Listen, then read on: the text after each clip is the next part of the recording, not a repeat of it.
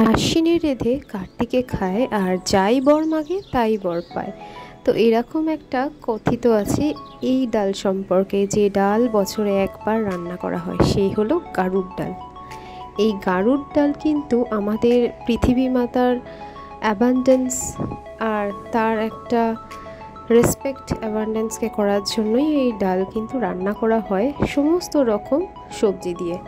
এর মধ্যে যায় চাল কুমড়ো, কুমড়ো, ঝিঙে, উচ্ছে বা করলা, শাপলা, লোটাসের যে ডাঁটাটা হয় সেইটা, রুট যেটা, তারপরে যে কোনো রকমের ওল, কচু, মান, যা যা লাগে আর কি, চালতা, তেঁতুল, গাটি কচু, সব কিছুই দিয়ে একটা সুন্দর রান্না। তো এর জন্য আমি নিয়েছিলাম আজকে প্রায় 250 গ্রামের মতো মটর ডাল।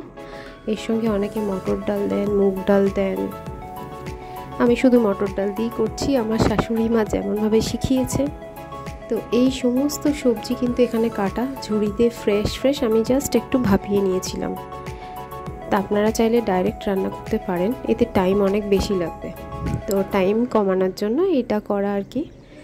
তো এই সমস্ত সবজিকে আমি বেশি সিটি দিইনি, অল্পই সিটি দিয়েছি, বেশি দিলে আবার গলে যাবে। তো একটু মুখের মধ্যে না লাগলে আবার জিনিসটা ভালো লাগবে না।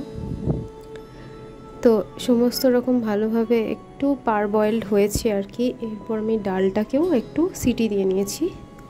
ডালটা সিটি দিয়েছি ওর মধ্যে নুন আর একটু তেল আর একটু হলুদ দিয়ে, আর তেজপাতা দিয়েছি একটু সেন্টের জন্য।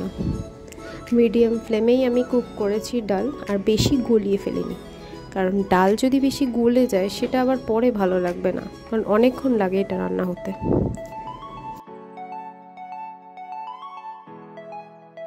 এরপর হলো আসল সময়, সেটা হলো টেম্পারিংয়ের সময়।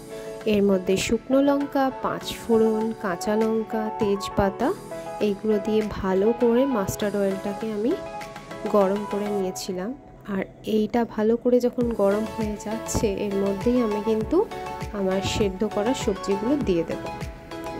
ভালো করে নাড়ানাড়ি করতে হবে। আগেকার দিনে আমার শাশুড়িরা যখন করতেন, তারা কিন্তু এত বেশি নাড়ানাড়ি করতেন না, ডাইরেক্ট অল্প নেড়ে তার মধ্যে ডালটা ঢেলে দিত।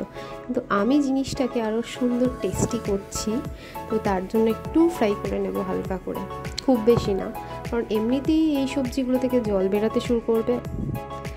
একটু যখন হালকা নাড়ানাড়ি করছি, তারপরে কিন্তু আমি শাপলার ডাঁটাগুলো দেব, আগে থেকে দেব না।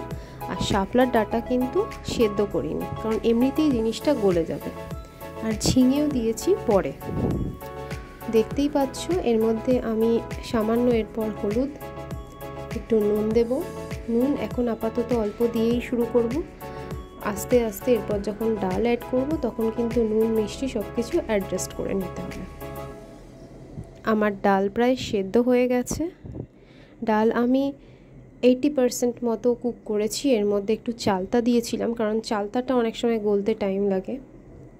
চালতা কিন্তু ভালো করে থেতো করতে হবে। সমস্তটা ভাজাভাজি ভালোভাবেই যখন হয়ে গেছে, এর মধ্যে এবার আমার ডাল দেওয়ার পালা। ডাল দিয়ে মোটামুটি আমার 45 মিনিটস মতো লেগেছে কুক করতে। আর এতে কিন্তু অনেকটা জল লাগে। আর এই যে কড়াইটা রান্না হচ্ছে, অনেক বড় কড়াই, তো এর মধ্যে মোটামুটি আমার 2.5 লিটার মতো জল লেগেছে। জিনিসটা সিমার হবে, সিমার হতে হতে এটা প্রায় 45 মিনিটস মতো টাইম লাগবে। যতক্ষণ ধরে ফুটবে টেস্ট আরও বেশি এনহ্যান্স হবে। এরপর আমি নুন মিষ্টিটা অ্যাডজাস্ট করে নিলাম একবার চেখে। আন্দাজটা আসলে বছরে একবার রান্না হয় তো মাঝে মাঝে, ওই জন্য চেখে নেওয়াটাই বেটার। আমি এর মধ্যে সামান্য কাশ্মীরি লঙ্কার গুঁড়ো দিয়েছি, আর একটু রেড চিলি পাউডার দিয়েছি, চাইলে স্কিপ করতে পারো। জিনিসটা আরও টেস্টি করার জন্যই করেছি। আর কাঁচা লঙ্কা এর মধ্যে মোটামুটি 7-8টা লেগেইছে। একটু টক, একটু মিষ্টি, একটু নোনতা ঝাল, দারুণ একটা টেস্টি জিনিস। আমার তো দারুণ লাগে খেতে। তোমাদের কেমন লাগে কমেন্ট সেকশনে লিখে অবশ্যই জানাও।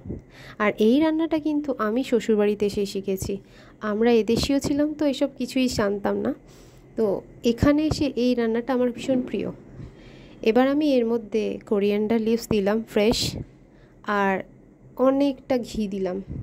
ঘি দিতে এর টেস্টটা কিন্তু দ্বিগুণ হয়ে গেছে। আর সত্যি কথা বলতে আজকের গাড়ুর ডালের আমি প্রশংসা পেয়েছি সবার কাছে। তোমাদের কেমন লাগলো অবশ্যই কমেন্ট সেকশনে জানিও। আর লাইফ উইথ শঙ্কর প্রিয়াঙ্কাকে কিন্তু সাবস্ক্রাইব করতে ভুলো না। পুরো ভিডিওটা ফুললি দেখে নিও। Bye bye, happy Diwali.